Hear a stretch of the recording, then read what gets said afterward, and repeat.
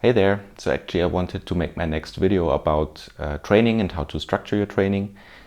But every time I started filming, some really strange things started to happen. They're also happening now. So I guess we have to talk about these ones first. Okay. So now that we're kind of forced to talk about the Novablast 3, the question is it still a good shoe in 2024? It came out over a year ago, and now its successor is also out, the Novablast 4.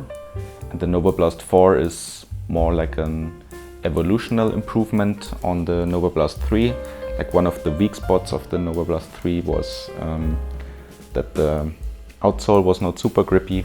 So if you run with those in rainy conditions, it's okay, but it can be a bit slippery.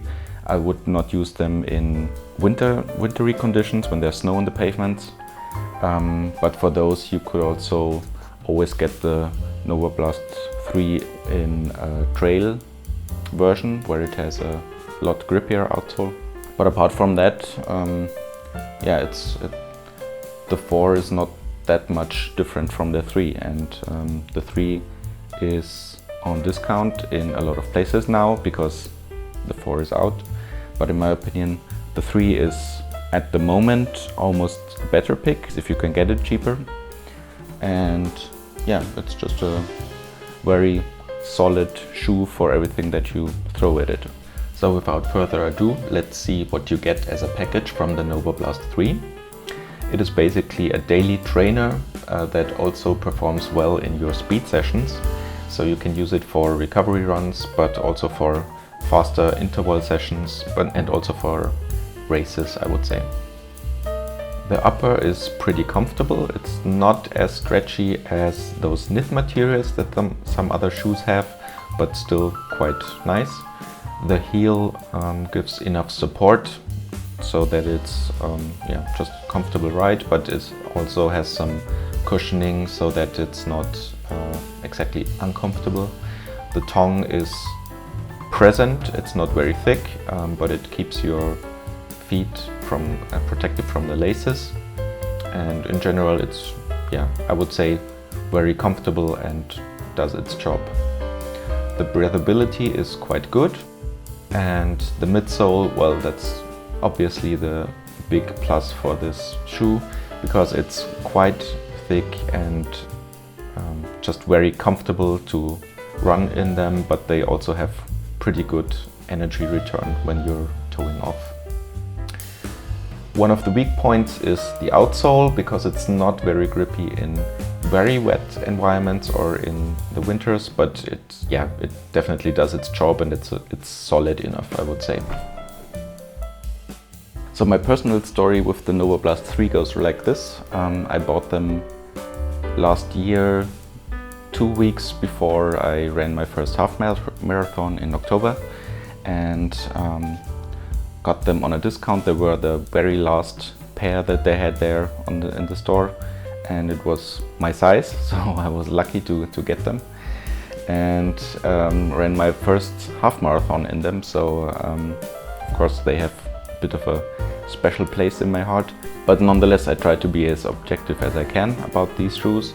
I still think it's a very solid shoe, and I would recommend this shoe anytime to a friend if they ask me what is a good all-round shoe. If you just want to buy like one shoe for running, then this would be one of the picks, I think, together with maybe the Puma Deviate Nitro 2. If you can get it for a discount now, I think this is definitely a shoe that you should consider. Regarding the one real weak point of this shoe, that would be the outsole, and I think it's only a problem if it's really wet, like really very wet, and or in winter when it's snow on the pavements, then I wouldn't take the Novablast 3 out because it can be a bit slippery, or it is a bit slippery for that conditions. But if it's just light rain, or you're going out after the rain, then it's perfectly fine. It's not like you're on ice skates or anything.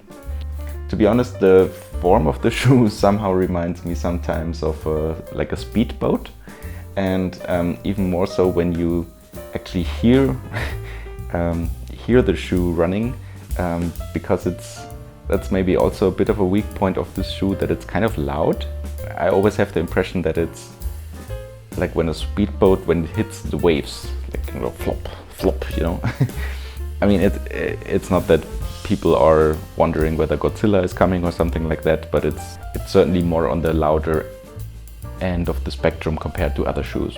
But apart from that, I still run in these shoes. I still enjoy them very much, and yeah, definitely can recommend to get those now when they're on a discount. And I mean, if you have a 3 and a 4 at the same price, then I would probably still pick the 4.